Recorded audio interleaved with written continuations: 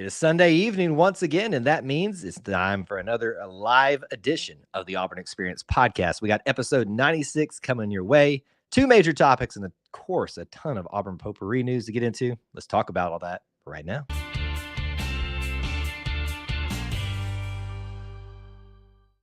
David Housel described it best. We are living the whole of the Auburn experience. You can quantify it, you can qualify it through a variety of methods: time, people, places, and things. But at its heart and at its core, it is all about Auburn sports, Auburn culture, and Auburn family stuff. Since it's all about Auburn family things, we got to get those members of the Auburn family in here. I'm your host, as always, Kyle Loomis, and back with me again after 2 long weeks of having to put up with me in person, Mr. Austin Scott. Welcome back to the show, sir. I was about to say, we are live from our houses. Our houses. It's different, isn't it? It is different. It's different. It's kind of weird to be back here virtually. So good to see you again. And I hope you've enjoyed time back home, even though you were home in a sense for a week or so. It was lovely, lovely, lovely to spend so much time on the plains. I will tell you, though, there is no place like your actual home and where you reside and kind of have those comforts and things like that. Although I will tell you that now that the reality is setting in that we won't be back there for the month of October. Let's not start that rant. It's getting a little bit rough for me. It's just I'm missing the plains with each passing day. But the great thing about us not being on campus, although I'm sure people love that view of us being back there, is things are a little bit more maybe contained and controlled here. We won't have any squirrels, making us literally go squirrel all the entire time, or people walking through the background, us messing students up from studying. Let's just get this show going because it's good to be back in the saddle in studio. As always, we've got a ton of stuff to talk about in Auburn potpourri. We're going to dive into that right now. Let's start with the biggest news probably of this week, probably the most exciting news, the thing that's been most anticipated by all the recruiting junkies out there. The big question was what, Mr. Scott? Will Deuce Knight commit? It was. And the answer is? He did. He did. He finally did. Everyone's very excited. I think it was this past Wednesday evening. Kind of at the drop of a hat, but yes, Deuce Knight and Hayes Fawcett of On3 Sports finally collaborated and put their graphic out there. And Auburn has their quarterback centerpiece of this class. It only jumped them further in the recruiting rankings. And there was, for a mere moment, a much at ease across the Auburn family. And everyone was able to celebrate something. And it was good. I am so happy that I don't have to have that question asked to me 1,000 times on every single live stream. Folks, I always appreciate the questions, but my gosh, some of y'all ask the same question over and over and over, and you expect a different answer. Anyway, let's not get into a rant about that. The important thing here is this is very much a centerpiece. Your quarterback always is, if you're going to be taking a prominent one in that class.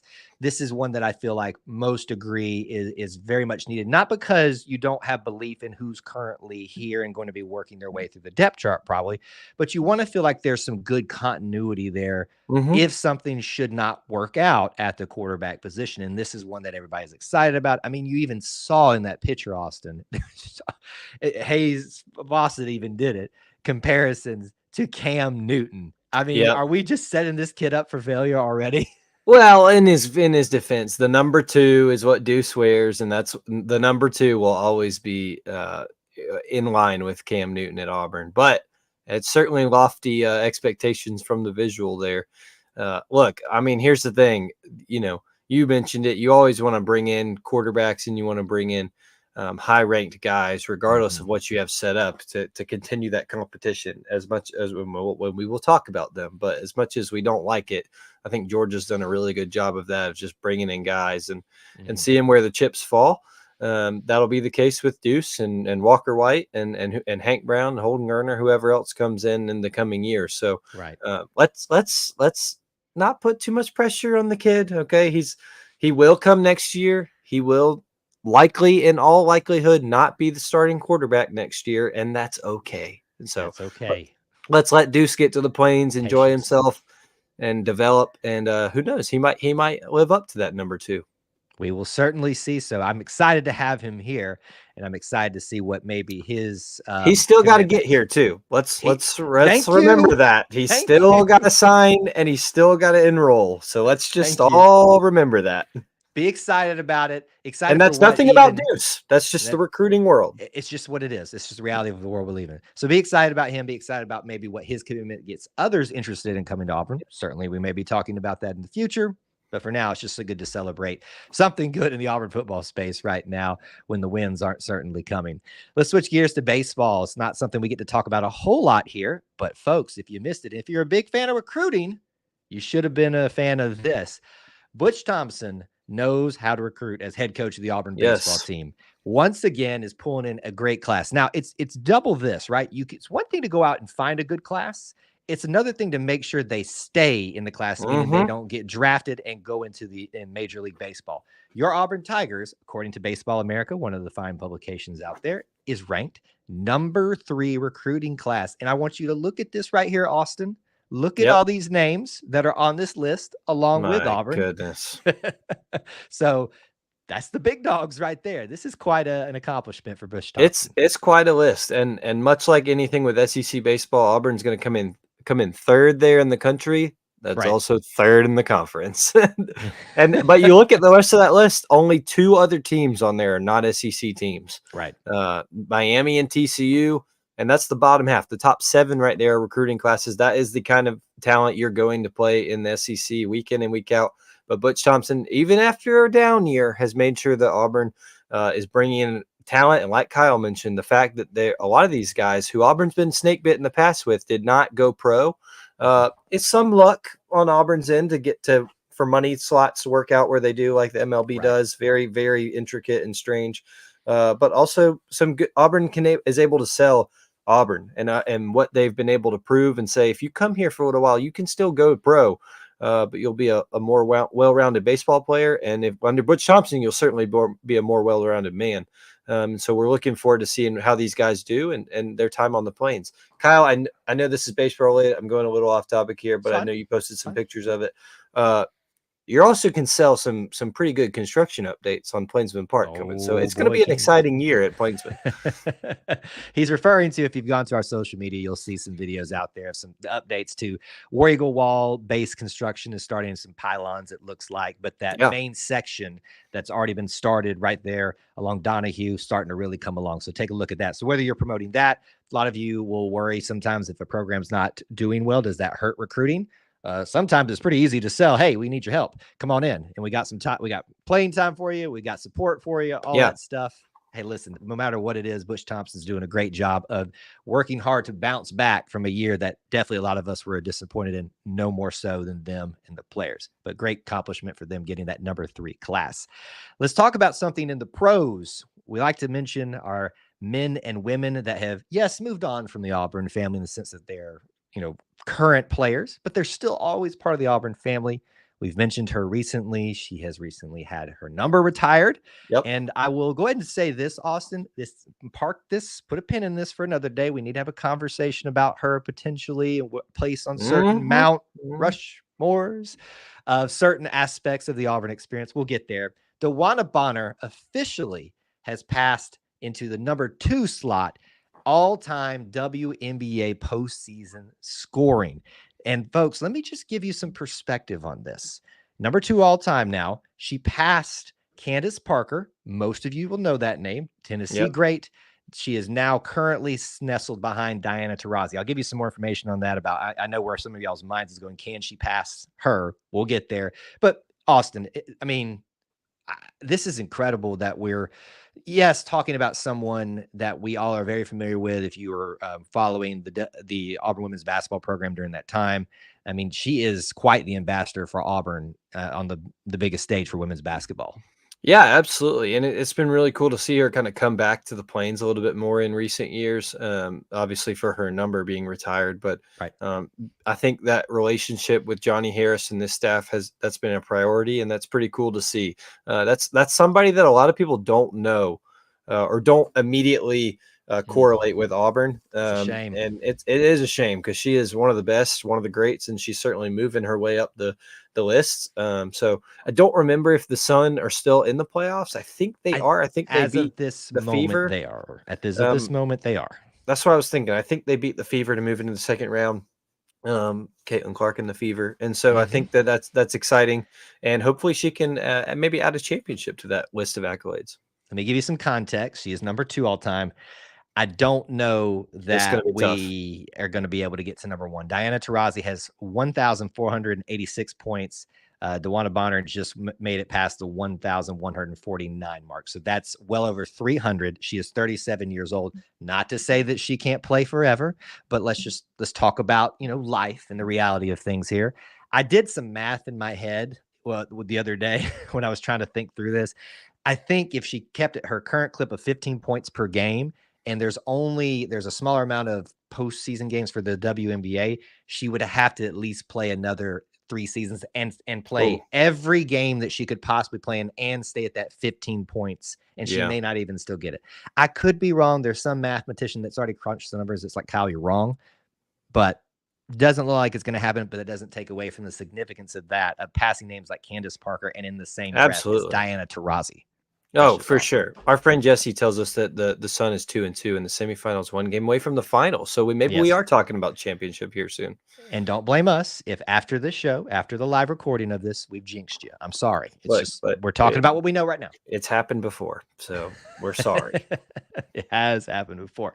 It's always Austin's fault, though. Just remember that. Usually. A little bit of scheduling news for you. Not a little bit. Big scheduling news. And I know we haven't even played a single basketball game yet officially for this 2024-25 season, but we already got news for next season. And there does seem to be kind of a pattern that's Auburn's following now. They go to Maui. They're going to go to some other places the next season, probably one of the other more premier early season tournaments for 2025. Your Auburn's going back to the Bahamas for the Battle for Atlantis. This was announced by John Rothstein. This is not an official announcement by Auburn, by any other parties involved.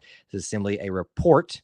I guess I should clarify that when I first said that. But according to expert, and I would call him an expert, John Rothstein, the Tigers are going back to battle for Atlantis with teams like Ohio State, VCU, Virginia Tech, St. Mary's. They last played in 2021. Your thoughts, Austin, on potentially going back to Atlantis? Yeah, really cool. Love that Auburn is continually asked to come to these kind of events. You mentioned Maui. They've been to the one in Brooklyn. I will not remember the name, and the one in Charleston. Those are all the big ones.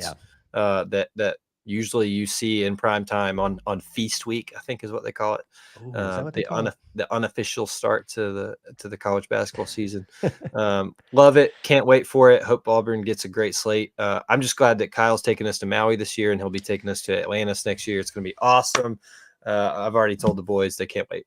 Now, listen, y'all might be going, but I certainly can't afford to take it. So maybe I can send you guys, but not all of us can go. I am certainly excited, whether we go or not, to see Auburn on these premier early season tournaments. And this is just another great, confirmation that Bruce Pearl and his staff put together some great times for the Auburn basketball fans. Final notes in Auburn Potpourri were very rapid fire. I would be remiss if I at least didn't mention these. Men's golf got announced that they will be hosting the NCAA regional for this upcoming spring season. So be looking for that. And as they should. If you win it, you should get to host. I mean, duh. I don't think that's a rule, but it should be. At the Auburn University Club, May 12th through the 14th of 2025. So this upcoming spring, obviously that should be a rule. Gymnastics will be hosting an NCAA regional in 2028. So a long way off, but nice to know that they're coming back here.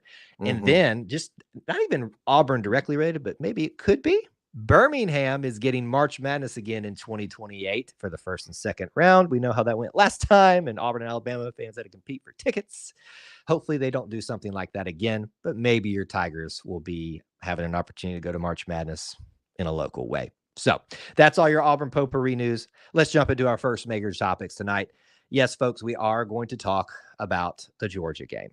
It is, it's a great game. It's a great rivalry. The outcomes have not been there for Auburn over the last couple of years, and there's no getting around that at this point. I think it's Austin at this point. Is it 9 in a row that they have won?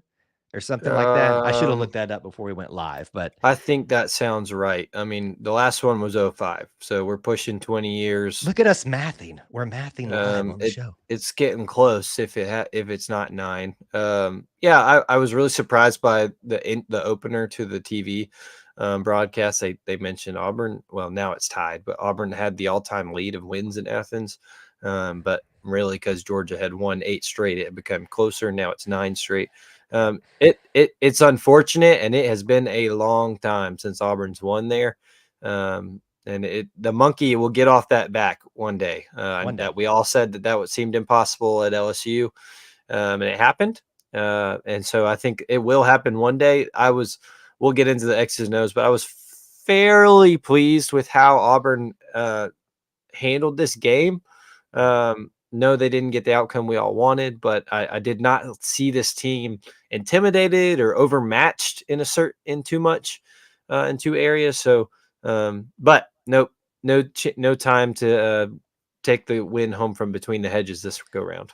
No, I'm glad you brought that up, because talking like just in general sense about the game, Mm-hmm. obviously the outcome I think most people expected. If you look at the score, it certainly seems like most people would have expected that type Agreed. of margin for Georgia. Some I think are, and I think it may be reflected in the rankings. We haven't seen them all yet. That they probably should have beat us by more. And that's not taking anything away from Georgia. They handle their business, all that stuff. But the reality is that, and I forget the time frame on this. At one point, Auburn's 14-10, only down 14-10. And that's an opportunity for a team that is really looking for something to light a fire under them because of the struggles they had.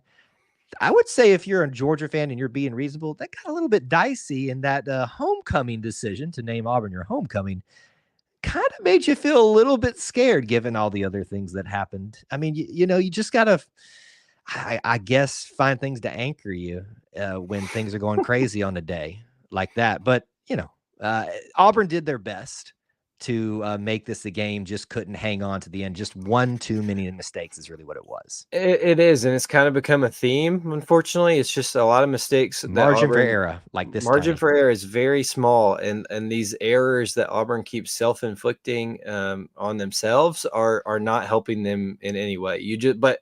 And I know people don't want to hear that. I know people don't want to hear that.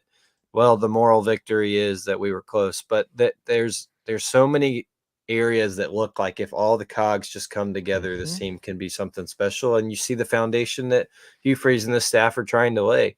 I think it speaks volumes when you see former players talking about that, because they've been in these locker rooms, they've been in their own situations, and they know what it's supposed to look like, and they're seeing that. I thought Rob Pate, former Auburn safety from the late 90s, put it very well that this team, there are many teams that have gone into Athens looking scared when they get off the bus, outmatched and out physicaled, and this team did not look like that to him, and I think that speaks volumes. So it was unfortunate, but like you said, I'm not sure that score totally reflects how close it was. It doesn't matter, it's still a loss, I get that, but it was I was overall, when you take a look back and know what you were expecting going in, I'm not terribly disappointed.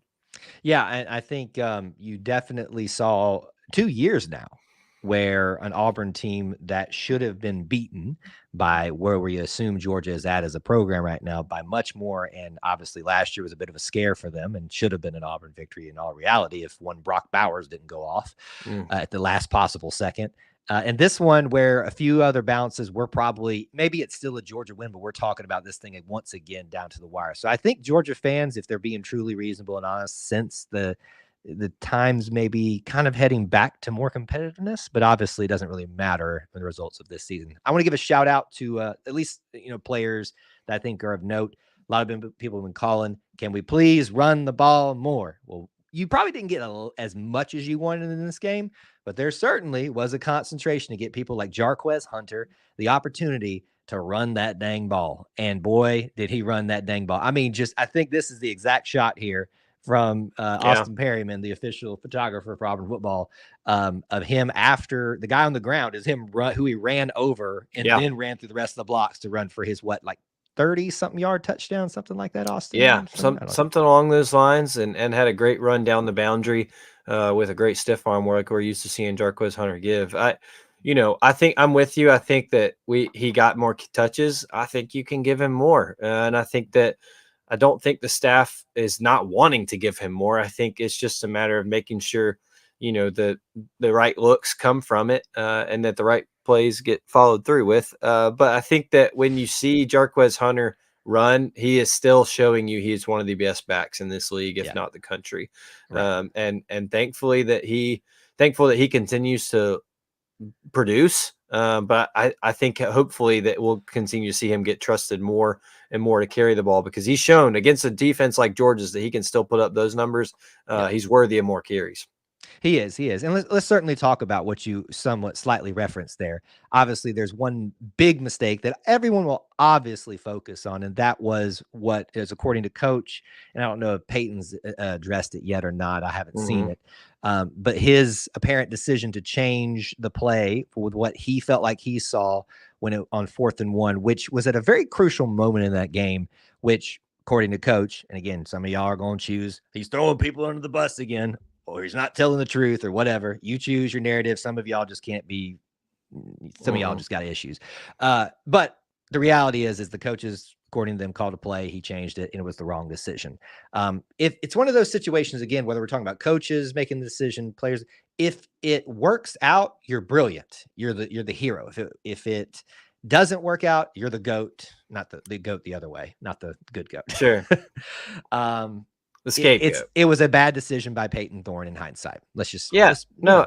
Absolutely. And I mean, it's like I don't view Hugh Freeze saying that as throwing him under the bus when the question was asked. And he even said, after he said no, he changed the play, and that's not what we said. He said we should have not put him in that position. You tell him to not check it. So I think there's fault on both sides.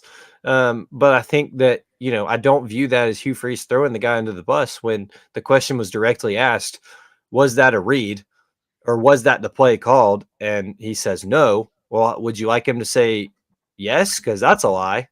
So I think that there's a lot of issues with how people want to perceive things and how people are perceiving things, to adjust what they want it to look like. We've already talked about that at length last week, but in the end, it was a bad decision by whoever was the ultimate call. As far as we know right now, it was Peyton Thorne's call. And I think and hope that he'll own up to that. The view that you can see is that it would have worked. If we stay with what's called and give Jarquez the ball, the replay shows the hole is open, and it's a rare O-line open. I'm going to disagree with you a little bit. I don't think, because it was a long 4th and 1. And I'm just going to be honest that I think our offensive line is still lacking in that category of, we got to have this push against, they're coming at you. And if they don't get caught in the right slant or they get caught in the wrong slant, it's over with. So I don't know that the play works out either way, frankly. Now it's Jarquez Hunter, as you talked about. We've seen him do some crazy things. So I think the point is, and what you're, I think, ultimately saying is, let's give Jarquez the chance, and let's not do what seemingly hasn't worked in the past at pulling that in that position and trying to, make something crazy happen. Is that kind of the gist of maybe what you're saying? Sure. I think the view I saw of the replay is that, and I'm not saying the O-line did a fantastic job because they had a horrid day. But I think that there was a hole open from what I saw. And maybe that wasn't the right play that I'm referencing, that looks like it gives you 1 to 2 yards. Sure. However, I total agreement. And I think that's what Hugh Freeze was ultimately getting to, is there should be no other option than Jarquez Hunter in that moment, given how he had already done in the game. We'll see what Peyton Thorne says about this week. I think he normally has some media availability. There won't be we'll have week. to see. They announced this week they're not going to have any. They're off this week, but hopefully we will get the opportunity to have him address that, because I also would like to hear that perspective, because he has given some perspective about what's gone through his mind at the time. And I think with today's world, we've all brought it up, and it's been brought up by fans a lot. These players, we want to hear from them too. We want to hear them take accountability, and we want to hear them give their own voice, as much as we've only heard from coaches in past years. So I hope he gets that opportunity. Let's give some credit, though, to some other players as we wrap up our time on this game, too. We talked about Jarquez, obviously your strong offense. Keldrick Falk. Oh, my goodness. My goodness, son, just have a day. I mean, like, we knew that we had a special kid in Keldrick Falk when he already was getting starting time as a freshman last year. And even when they moved him from edge over to defensive end because of necessity, because of depth there that we were lacking. And then he goes over there and continues to flourish. This year, he gets named as a captain in a sense. But one of your representatives for SEC Media Days as a sophomore. He has quite the day. And you just saw number 15 just in the backfield all the flipping time. I mean, just whether 2 sacks, I think. I think 2 sacks, 2 tackles for loss, which, I'm always like, okay, they're all tackles for loss, but well, whatever. I think that, he showed that he is a force above many of the other offensive lines and very good offensive lines you face in the SEC. And thank goodness, because Auburn needs him. Him alongside Jalen McLeod is a force to be reckoned with. And he showed it yesterday. I got really nervous when he went down, Kyle. I was very, very, very concerned. Thankfully, he just had a little jump scare, had to get checked out and came back in. But he has been a very, very bright spot. And look, we're going to keep harping on it, but Keldrick Falk is one of multiple names of youth you can point to on this Auburn team that Hugh Freeze has brought in from the high school ranks, and they are already showing you they're good. They're already showing you that they have promise and that they need to be developed. Jay Crawford, and I will not have to remember the other guy's very long name. I believe. Give it to me. Kinsley Lindor Foston, I think is how you say something. Long. It is a long name, but they both played very, very high minutes and very high leverage minutes for Auburn against very good Georgia receivers. And I was impressed with them. So do not, I know the quarterback isn't there what you want. I know the quarterback is the position we're all focused on. Your point. We know, but the youth on this team is showing out. Yeah, it is. And I just want to say this too. I think Georgia once again show why we call them a certain name with a certain play on number 15. Just trust me. We're keeping tabs. I think I forget who to attribute it to. You better get us while we're down because we ain't gonna be down for long. So get your licks in while you want it. Go ahead and be the way we always characterize Georgia. But we coming. I think that was Dion. I think that's. Did I just quote Dion? I think you just quoted Deion Sanders. Man, we got it in the show now. Final note, obviously special teams wise, we did have a field goal blocked. It's another one of those situations you put Towns McGoo in really tough situation. Big ask for that young of a guy to be making that on that stage. And he does, as a former kicker, have to put it at a lower trajectory. If you block a little bit better, he still probably gets that off. Does he make it? We don't know. He does make 2 other field goals, which scores more points than we typically do in UGA the past couple of times that we're there. So we got to thank him for that. Again, whether we're talking about offense, defense, special teams, coaching decisions, player decisions, there was definitely some bad there. But I think without trying to Pollyanna in this and if you want to call us sunshine bumpers, fine. I don't see how it's the weirdest insult that you can ever give because never mind. I'm going down a rant. I don't know. Here he goes. The point is there was some movement in the right direction in this game. And at this point in this season, that's about all you can ask for in reality. Absolutely. But as it stands, 31-13, the Georgia Bulldogs get us again. They get us while you can because it ain't going to be long till we'll be getting you back. Let's take it away from the sports realm for a little bit here. This is a topic that Austin and I have been wanting to do for the last couple of weeks. Because I did this particular event several weeks ago back at the Arkansas game. And not that I needed to go to this in the sense that I'm very familiar with birds of prey, war eagles, because as a former zoologist with a zoology degree from Auburn with a specialty in birds and other variety of bird-related topics, I was once a volunteer at said Raptor Center back in my day when I had a better hairline. But I did need to go to this because it's been a while and they weren't doing this way back then. What I'm referring to is the Auburn Raptor Center puts on what is called, and I'm going to butcher the name. I'm so sorry. You got it. I believe should in have you. memorized this. Feathers, football, and fans. Do I got I it? think you got it. Feathers. Football, fans, and feathers. I messed it up. So please forgive me, Raptor Center. Don't take away my bird friend card for messing the name up. I don't know. I was trying to think of something better sounding than that. But what we have here is I have it again. Football, feathers, and fans. Nope. Football, fans, and feathers. Triple F event before every single home game, barring weather, other situations, things like that.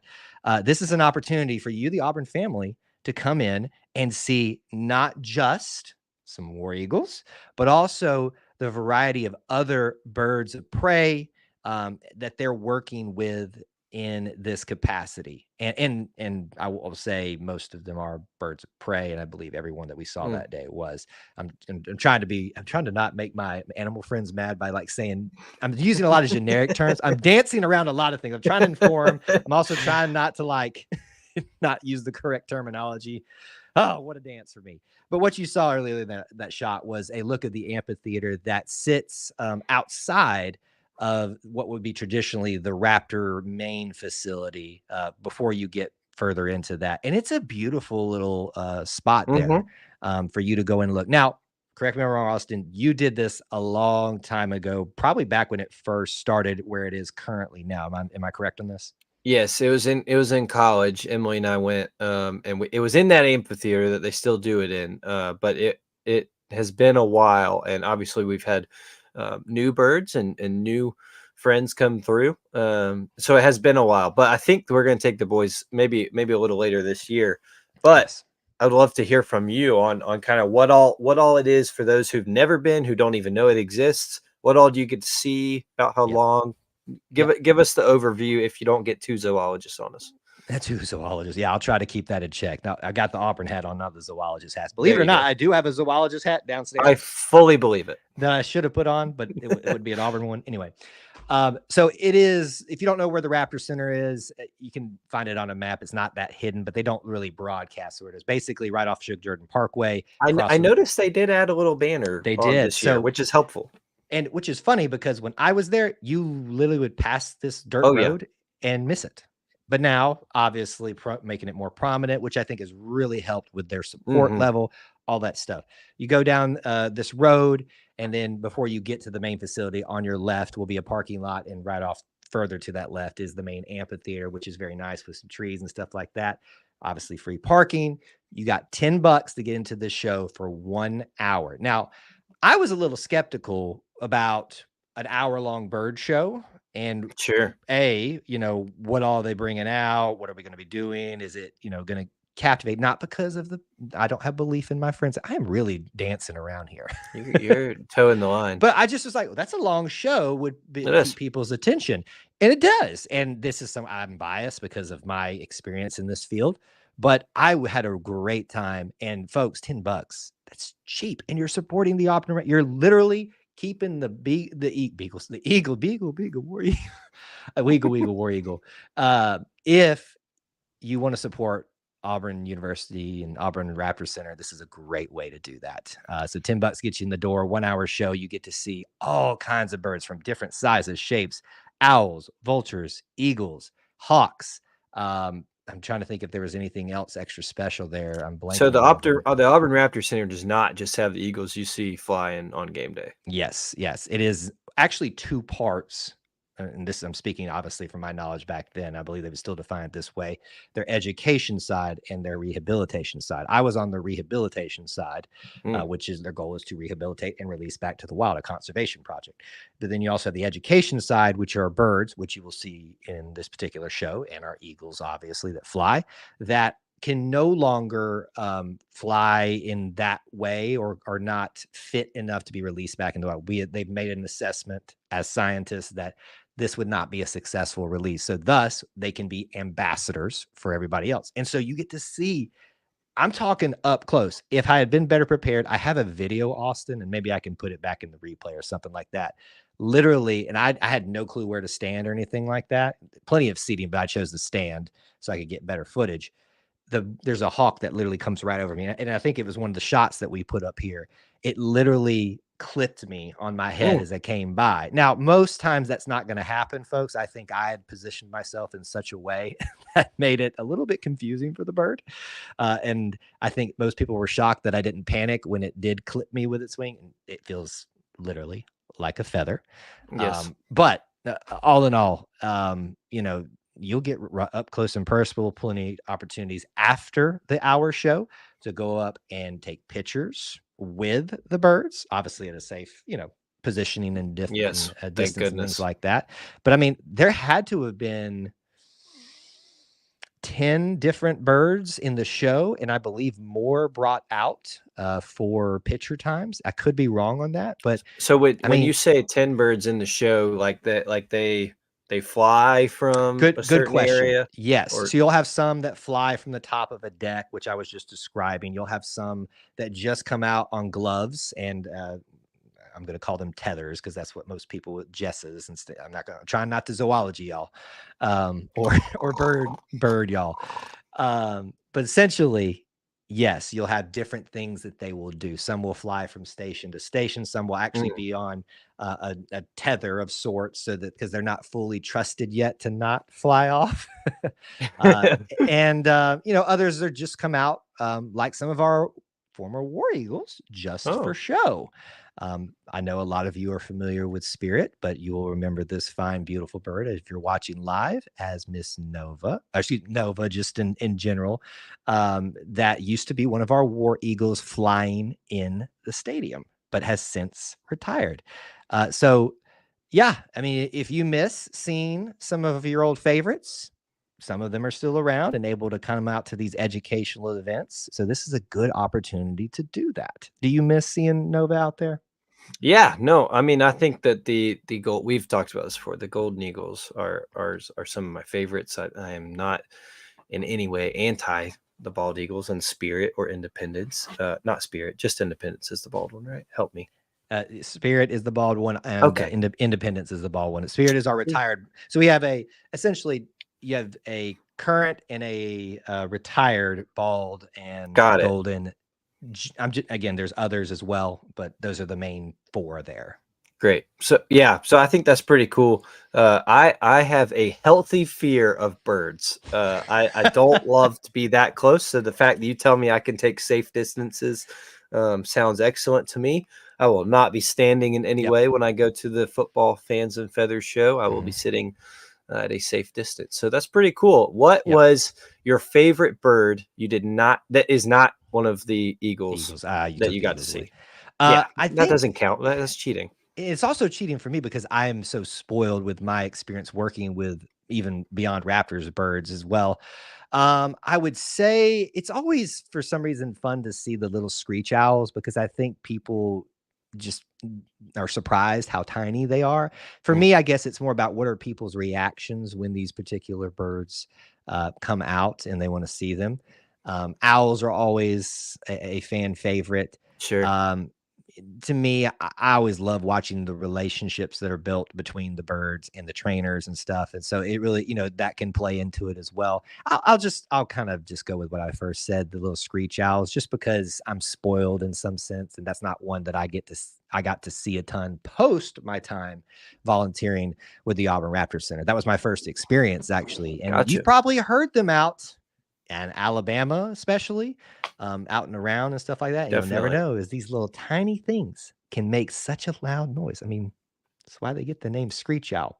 Since Not you bad. have since you have children, a couple other things to keep in mind. There is amphitheater style seating, bleacher seating as well.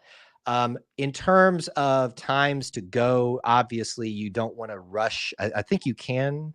I mean, I could have this wrong actually. I can't remember if you can pre-purchase your tickets, but I paid when I went right up there pretty easily. $10. They do have concessions. They do have some educational stuff out there if you want to learn a little bit more about what they do outside of what they're doing in the show. The amphitheater style seating, there's some grassy areas where you can set up.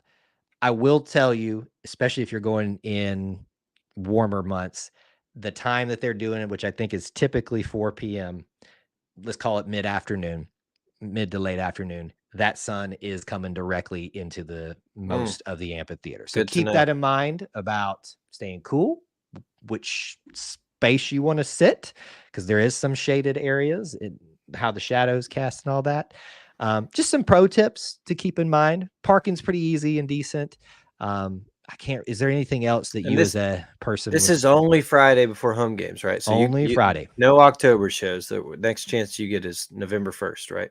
Yeah, that's as far as I know. That schedule has not changed outside of the home games on Friday before that you'll get to go and take part in having some feathers, Pretty football cool. fans on. Yeah, it's a good time. I think it's becoming more prominent. Especially, it was a big crowd. That picture we showed earlier was the Arkansas game, and that was the first SEC weekend. So a lot of people were excited about that. The weather was warm, but it was still decent. So I think that brought more people out too. Sure. So this isn't something that you're going to go to and it's going to be like nobody there. This is becoming more and more popular. So you definitely want to come out and see that. I'll ask you the question, Austin. If you had the opportunity to, with a glove on, to hold one of the Eagles, would you do it? Not to What let of them. the Eagles? Like Yeah, the Eagles? the Eagles. I would be terrified and would pee my pants, but I would not miss that opportunity. You would? Okay. I would make sure that I do it. My wife would make sure that I do it, and I would get my picture and calmly then give him or her back to their person quickly. But I would definitely do it if given the opportunity. I will tell you, it is best to stay calm and I, to I not. would try my hardest. I go ahead. No, you go ahead. I got a Well, little story. I was going to say, I think it was heyday my sophomore year. This sounds like I'm about to tell you a very traumatic experience, but it's not. It was heyday sophomore year, and they had brought probably Nova out to the green space, and we've talked about heyday, but there's all sorts of fun things they just do because it's heyday, and there were plenty of people getting pictures, and the trainer, I think his name is Andrew. He's the kind of more prominent one. Different title, around. but yeah, yes, you got the gist Sure. of it. Yeah. I should have known you'd correct me on the title. Yeah, I'm trying my best to be on my good behavior here, not correct. Andrew had Nova, and he was very, very nice, but very sternly said, if you want a picture, please be on this side of me where Nova is on this side. Well, Emily just walks up there and stands right next to Nova. And I was like, what are you doing? And I grab her and we take a picture normally. But that instant was the first kind of moment where I was like, I might have an issue with these. And then to bring it full circle here with you on this show, it was at Disney World one time where a bird got very close to me, and I panicked a little more than I normally would. That I realized I have a very strange fear of flying birds. Folks, you have nothing to fear if you. It'll be great though. I'm going to go to the show. It's going to be awesome. My kids are going to go do do do do the whole time because that's what they say to birds when they see birds. They go do do do do. And so we're going to have to sit all the way on the side because some poor person is going to really be trying to enjoy the bird show and they're going to hear do do do do the entire hour. But it'll be great. I look forward to going again, and I promise you that I will behave myself and not cry, and I will report back when I go. Final story for you, and just kind of putting things in perspective about just the coolness, the why I got into the field in the first place. I had the opportunity, maybe I shouldn't share the story, but I'm going to. Hopefully, this doesn't get me in trouble. When I was a volunteer at the Montgomery Zoo, you have to do a lot of volunteering in the zoology field to kind of pay your dues and stuff like that. One of the siblings of, I believe it was Nova. May have been Tiger, actually. It actually probably was Tiger, the golden eagle before, several of the golden eagles before. The sibling was there as one of our education birds. And the story goes that she hated men. And I've seen what she's done to men before. If they were, and I witnessed it happen. I was one of the few men at that time that was able to get her up on the glove.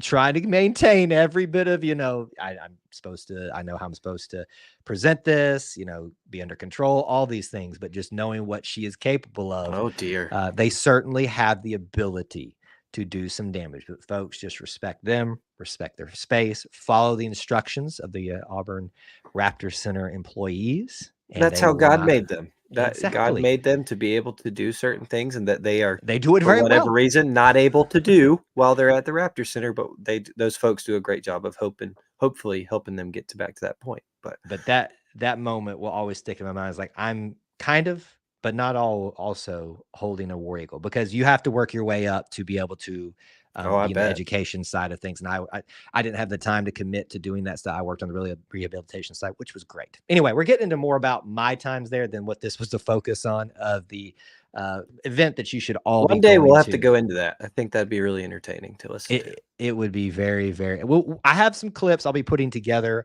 on our YouTube channel as a sort of kind of small video. I don't know when that'll be up, hopefully soon, maybe even this week of this episode. So be looking for that if you're interested in some more information, perspectives, all that things. Highly, and I know I'm biased, but highly recommend that you go see this event, that you go support the Auburn Raptor Center, because folks, we have the greatest tradition in college sports, of an eagle circling the stadium to 88, not 87, 88,000 fans, all screaming the exact same thing. So check it out if you got some time when you're in Auburn. That's going to do it for episode 96 of the Auburn Experience podcast. Had a lot that we discussed today and had a great time being back in studio. Separate places, but in studio in our traditional sense with Austin. If you want to keep up with me, do so on X at Kyle Loomis24. Where can they find you? Yeah, at Austin G. Scott, X, Instagram, what have you. So looking forward to seeing you again, Kyle. And I do miss your company on the show. So I'm glad that we were virtual companions tonight. But it'll take some getting used to not sitting right next to you and awkwardly watching the squirrels run by from campus. That was a lot of fun, but I'm sure we'll do it again sometime in the near future. Thank you all for listening and watching. Until we talk to you again, War Eagle. War Eagle. All right, that's episode 96 recording. Thank you all so much for hanging out with us. We got our Q&A coming up here right now, so stick around for a little bit. We're going to let Austin have his final say before he heads off into the sunset. Anything, sir? I don't think so. Sun is set. Happy bye week. Everybody just enjoy your weekend. You know what? I enjoyed my weekend. I hope you enjoyed yours. Anchor down. Anchor down, baby. We did good. Down. We did good. I said one reference. That's it. There weren't a lot of chances in there in this show. But hey, sometimes first year coaches falter. Yeah, sometimes it happens. And hey, that trio of Diego Pavia, Jerry Kill, and Tim Beck, they're not too bad, are they? I better not hear another team mentioned ever again. That's all I'm going to say. Yeah. I'll forgive that trio until November 2nd, and then we got to play them. But we can have fun for about a month, and then we're in trouble. So, okay. Yes. But I'll enjoy the peace and quiet for the week. It will be fun. It will be so fun. Thanks for hanging out with us, buddy, and we appreciate you being here. All right. Talk to y'all soon. War Eagle. War Eagle. All right, folks, you're with me now. Q&A time here. We have got, by my clock, I usually try to stay on the full hour. We'll see. If you've got comments, questions, derogatory rebuttals, I hope you don't, that are productive, put them in now, and we'll cover some of those. I may look back through some of your comments here, see if there's anything we need to address, but drop those in right now. A couple things for you to keep in mind. It is obviously bye week, so our content schedule gets a little bit less crazy here, but we still got stuff going on for you that you need to pay attention to and keep up with. So do look for this Wednesday, the Auburn Family Night live stream, live call-in show from 8 p.m. to 9 p.m. Eastern time. Obviously, adjust accordingly for your time zone if you need to. But we'll be live with calls, topics, questions. Anything is fair game. Obviously, things should be a little bit calmer during a bye week. And we'll, of course, be back again the next Sunday with another episode 97 of the Auburn Experience podcast, which we're doing right now. Also want to give a shout out to one of our affiliate programs we're a part of, Alumni Hall. If you want to support us, you can do so by supporting them. Go through our link in our YouTube, or if you go to our link tree, just type in link tree E2C Network. Basically, just go to our YouTube description and take you to every link that you need, but especially that one. Go shop there, support them, and support us. It's a great way to help us out as being an affiliate of theirs. You can also check that link out for everything else you need. All the good things out there. And as always, follow, subscribe, smash the like button. All right. What else we got here to come up with? Um, we've been giving you crap for the I saw some of it. I saw some of it, but I gotta zoom in here and focus a little bit. I predict we don't lose. That's a good prediction. It's hard, but not impossible to beat yourself up. No prediction show. I was going to predict in an off week.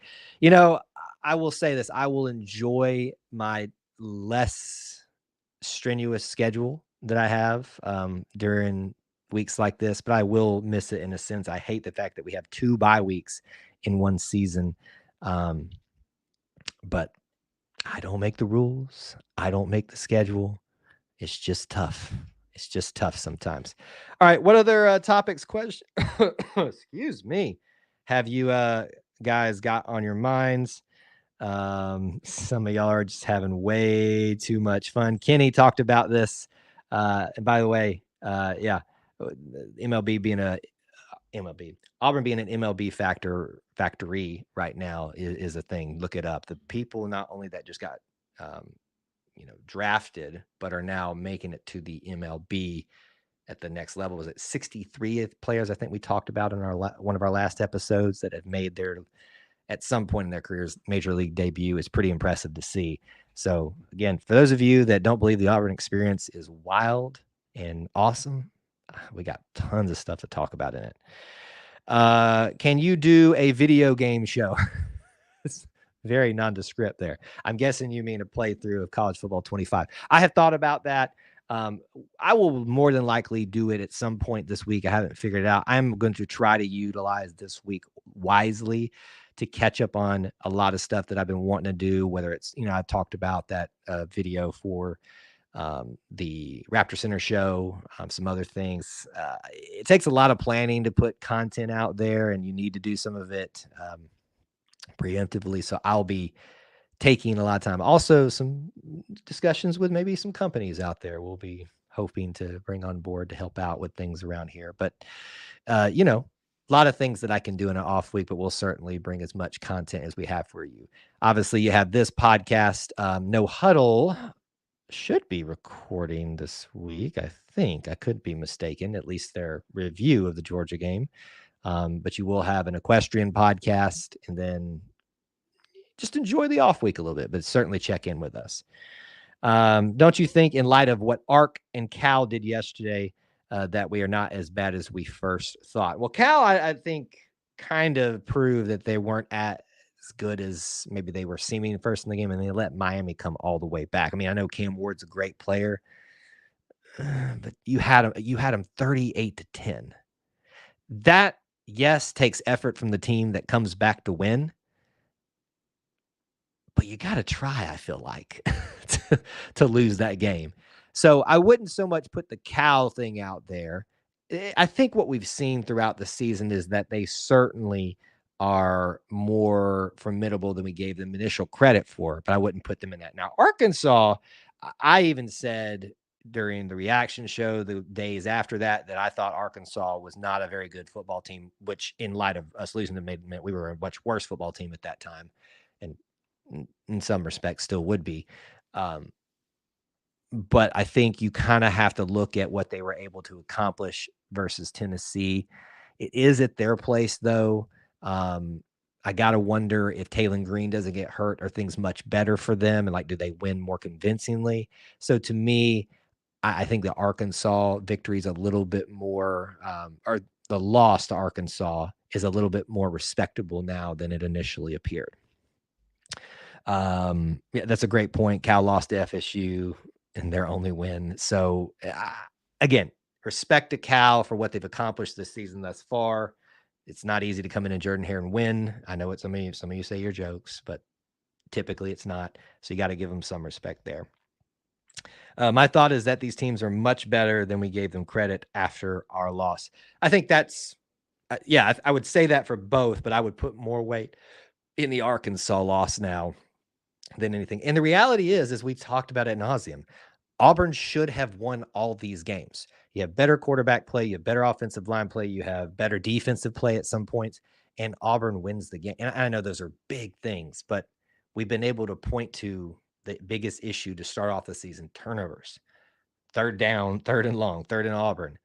And both of those things got a little bit better with some major issues that had big swings in momentum. But they are getting better. And in a season like this, that's about all you can ask for, to be honest with you. All right. Final comments, questions, derogatory rebuttals. I know I kind of already said that once, but put them in now, and we'll get out of here. Trying to think if there's anything else that I feel like there's one or two things I meant to tell you guys about that I haven't got on the top of my mind. It's been a whirlwind this week trying to get my mind focused on not being in Auburn like I was for the last couple of weeks. Trying to see if there's anything else you guys said in here that we didn't mention. Okay. A lot of funny comments about this. I think we hit it all.